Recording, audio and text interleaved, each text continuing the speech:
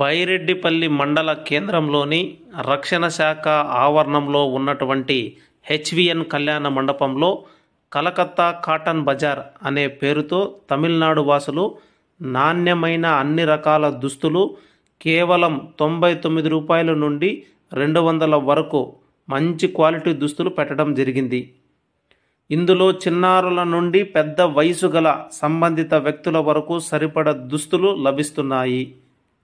మంచి క్వాలిటీ గల బట్టలను సరసమైన ధరలకే మా వద్ద దొరుకునని యజమాని చెబుతున్నారు. కొనుగోలుదారులు వీటి నాణ్యత చౌక ధరకు లభించడంతో హర్షం వ్యక్తం చేస్తున్నారు.